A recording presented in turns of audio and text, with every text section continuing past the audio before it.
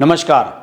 संसद में ऑपरेशन सिंदूर पर चर्चा चल रही है, दोनों ही सदनों में। आप सब लोग देख भी रहे होंगे। और ऐसे समय में सभी लोगों को थोड़ा सा सिंसियर हो जाना चाहिए, थोड़ा सा ये भी समझना चाहिए कि हम किन परिस्थितियों में क्या बात कह रहे हैं, देश का माहौल क्या है, देश की जनता का जो माइंडसेट है वो किस प्रकार का है। अब देखिए, ऑपरेशन सिंदूर पर कायदे से तो सभी को एक सुर में पाकिस्तान के खिलाफ बोलना चाहिए, उसकी आलोचना करनी चाहिए। लेकिन कांग्रेस का पहलगाम की घटना के बाद ऑपरेशन सिंदूर को लेकर एक ही स्टैंड है, वो है देश विरोधी स्टैंड। देश की सेनाओं पर सवाल खड़े करना, ऑपरेशन सिंदूर की सफलता पर सवाल खड़े करना, हमारे कितने विमान मारे गए, हमारे कितने जवान मारे गए, इसी बात को लेकर कांग्रेसी हल्ला मचाते रहे हैं। ये ऊपर से नीचे तक सबका स्टैंड रहा है। लेकिन कुछ ऐसे समझदार लोग हैं जिनसे यह उम्मीद की जाती है कि वो संभवतः कुछ ऐसी बात कहेंगे कि जिसमें कुछ ठोस प्रमाण हो, जिस बात में कुछ एक गहराई हो, और कम से कम ऐसे लोगों से जो सुप्रीम कोर्ट के सीनियर लॉयर भी हैं, केंद्रीय वित्त मंत्री भी रहे हैं, केंद्रीय गृह मंत्री भी रहे हैं, और देश की सबसे पुरानी पार्टी के सबसे पुराने और वरिष्ठ नेताओं में से एक हैं। मैं बात कर रहा हूं पी चिदंबरम की। पी चिदंबरम वैसे तो अक्सर विवादों में घिरे रहते हैं, लेकिन समय समय पर पता नहीं वो इस तरह की स्टेटमेंट क्यों देते रहते हैं, क्यों कांग्रेस की किरकिरी कराते रहते हैं, ये मेरी समझ में नहीं आता। उन्हें क्या राहुल गांधी, ये कांग्रेस, इन सब से नफरत है? क्या वो जानबूझकर कांग्रेस को आगे नहीं बढ़ने देना चाहते? उनकी क्या माइंडसेट है, मुझे समझ में नहीं आता। अभी देखिए, पार्लियामेंट में डिबेट होने वाली थी, उससे एक दो दिन पहले उन्होंने एक वेबसाइट को, द क्विंट को, एक इंटरव्यू दिया, और इस इंटरव्यू में बहुत सारे मुद्दों पर बातचीत हुई। लेकिन जब पहलगाम और ऑपरेशन सिंदूर का विषय आया तो उन्होंने कुछ विवादित बातें कही। उन्होंने ये कहा कि सरकार ने ये कैसे सोच लिया कि पहलगाम की घटना में पाकिस्तानी आतंकवादियों का हाथ है या पाकिस्तान का हाथ है, क्या प्रमाण है सरकार के पास।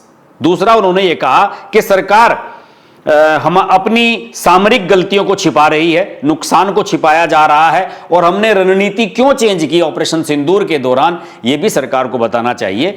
और यह भी बात है, उनका यह भी कहना है कि जब आपके पास कोई प्रमाण नहीं है तो आप ये कैसे मान रहे हैं कि वे आतंकवादी पाकिस्तान से आए थे, हो सकता है कि वे घरेलू आतंकवादी हों। अब आप समझिए क्या बयान दे रहे हैं, वो किस तरह की बात कह रहे हैं, उनकी सोच क्या है, उनका माइंडसेट क्या है। इस बयान पर पूरा हल्ला मचा है।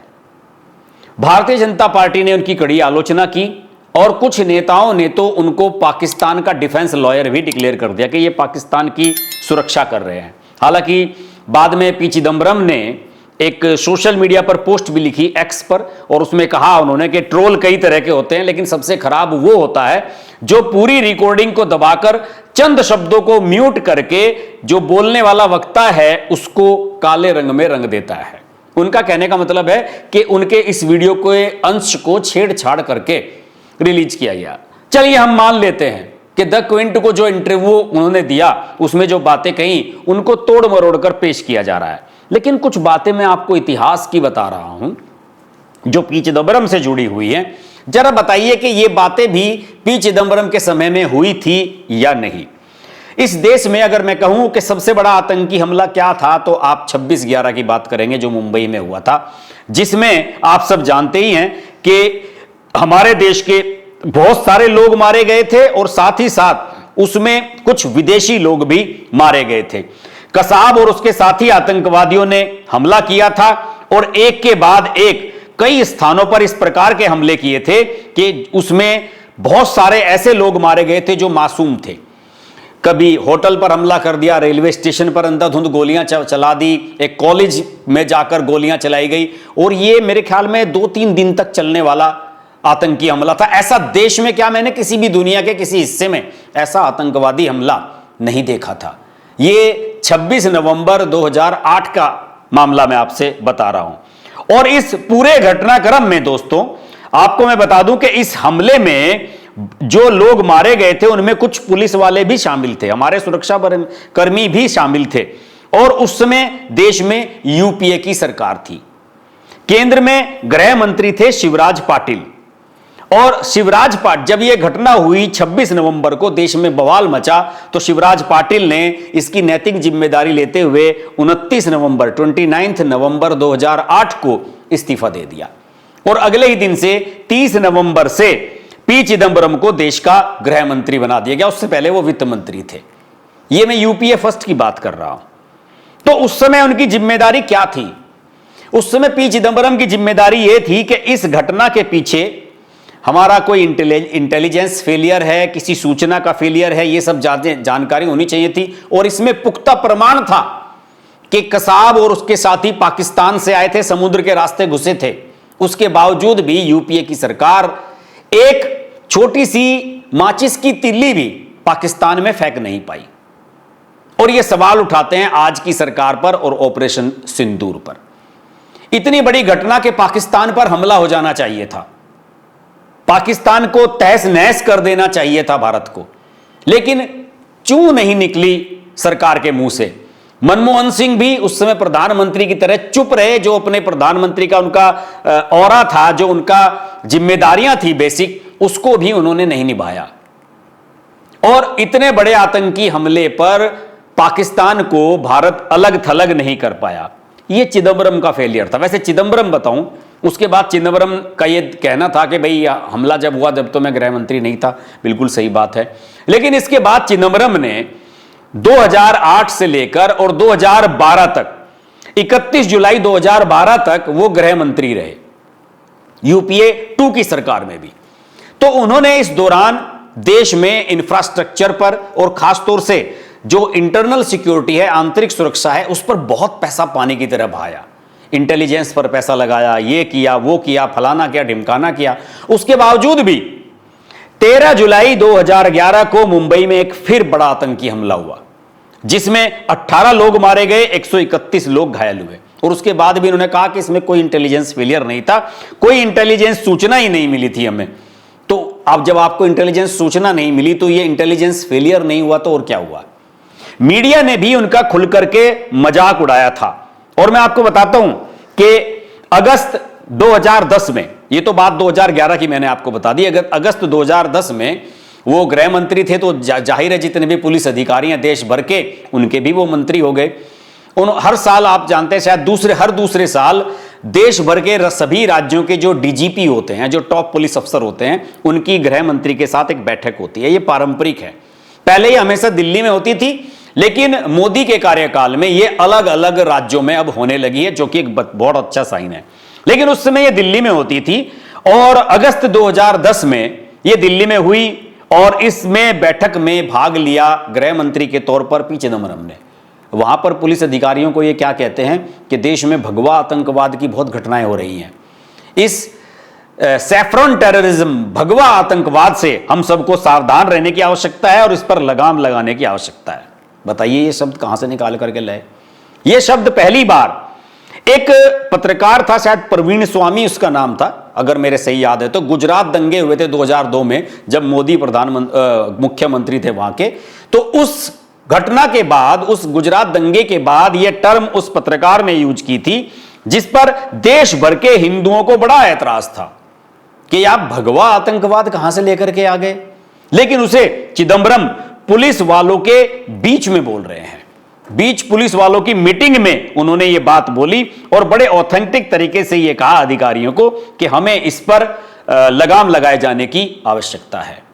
और बताता हूं, 2009 में गृह मंत्री बनने के कुछ समय के बाद ही एक घटना और हुई थी। लोकसभा चुनाव होने वाले थे 2009 वाले, दूसरे यूपीए 2 वाले। उससे पहले सीबीआई की एक चार्जशीट आई सिख विरोधी दंगे जो 1984 में हुए थे उसे लेकर। उसमें जगदीश टाइटलर का नाम खत्म कर दिया गया। समझ रहे हैं आप? जगदीश टाइटलर, HKL भगत और सज्जन कुमार, 3 कांग्रेसी नेता थे जिन पर आरोप लगे थे कि इन्होंने जनता को और भीड़ को भड़काया और सिखों की हत्या करने के लिए उनको उकसाया था। इस पूरे मामले में सोनिया गांधी के कहने पर यह बताया जाता है, खबरें खूब छपी थी उस समय अखबारों में, कि पी चिदंबरम ने उस सीबीआई की रिपोर्ट से टाइटलर को क्लीन चिट दिलवा दी, जबकि इस मामले की सिख विरोधी दंगों की जांच करने वाले और उस पर अपनी एक रिपोर्ट देने वाले नानावटी आयोग ने साफ तौर पर संदेह जाहिर किया था कि जिसमें जगदीश टाइटलर का भी हाथ रहा है। यह रिपोर्ट 2009 के लोकसभा चुनाव से पहले उजागर हुई कि जगदीश टाइटलर का नाम पी चिदंबरम ने निकलवा दिया है। और पी चिदंबरम को कितना बड़ा खामियाजा भुगतना पड़ा इसका आपको मैं बताता हूं। अब 7 अप्रैल 2009 में मैं प्रत्यक्षदर्शी था, वहां पर मैंने लाइव देखा था उस घटना को होते हुए। 7 अप्रैल 2009 को दिल्ली में एक प्रेस कॉन्फ्रेंस पी चिदंबरम संबोधित कर रहे थे। उसमें एक सिख पत्रकार थे, शायद जर्नैल सिंह उनका नाम था, उन्होंने जूता फेंक करके मारा था पी चिदंबरम को, केवल इसी वजह से कि तुमने जगदीश टाइटलर को क्लीन चिट कैसे दे दी। इस देश के गृह मंत्री एकमात्र हैं पी चिदंबरम जिनको जूता पड़ा था एक आम आदमी से।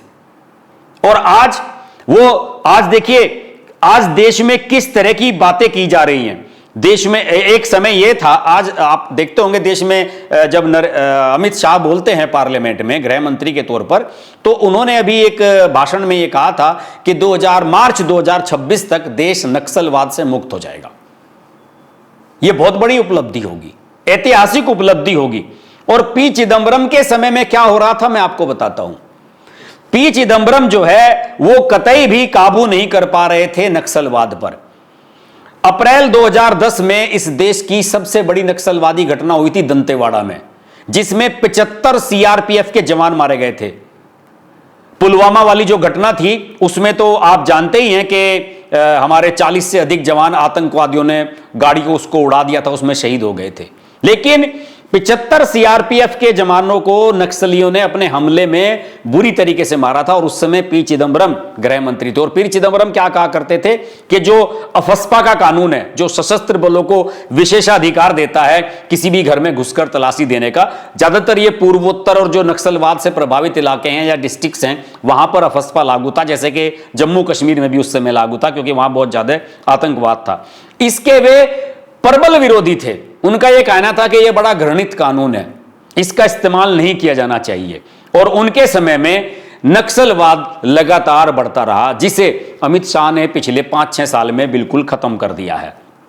अमित शाह ने अफस्पा को हर डिस्ट्रिक्ट से 1 बाय 1 हटाया कि यह अब जिला मुक्त हो गया है नक्सलवाद से, इसमें से अफस्पा हटा ली। इस तरीके से क्रमबद्ध तरीके से हटाया गया।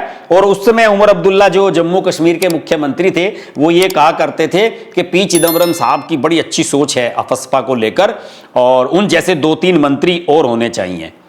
अब आप समझ लीजिए कि किस तरह के मंत्री ये थे।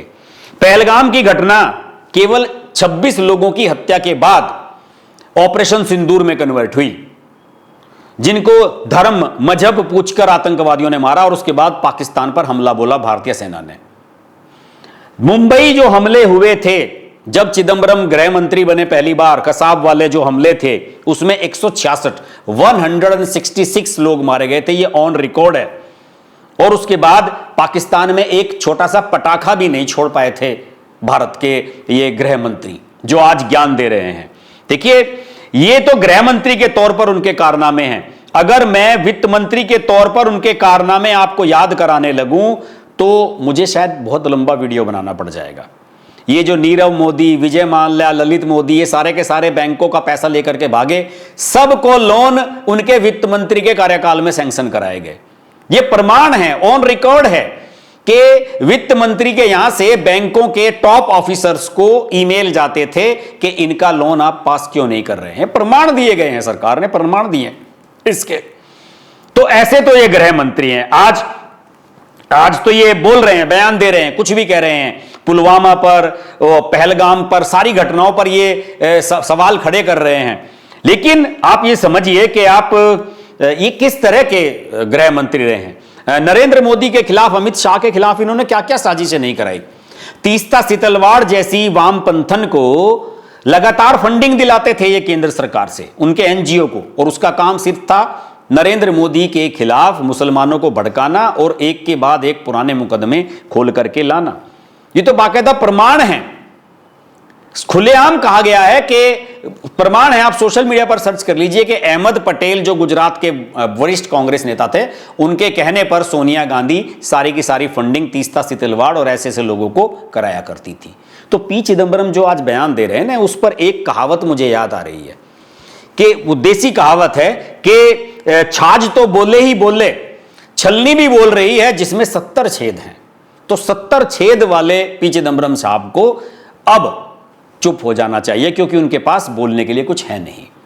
आज की वीडियो में इतना ही। वीडियो अच्छा लगे तो लाइक करें, शेयर करें, चैनल को सब्सक्राइब नहीं किया तो उसको सब्सक्राइब करें, नोटिफिकेशन का बेल आइकन प्रेस करें और जुड़े रहें हमारे साथ। नमस्कार। अगर आपको हमारी वीडियो पसंद आई तो वीडियो को लाइक करें, चैनल को सब्सक्राइब करें और नोटिफिकेशंस के लिए बेल आइकन को प्रेस करें।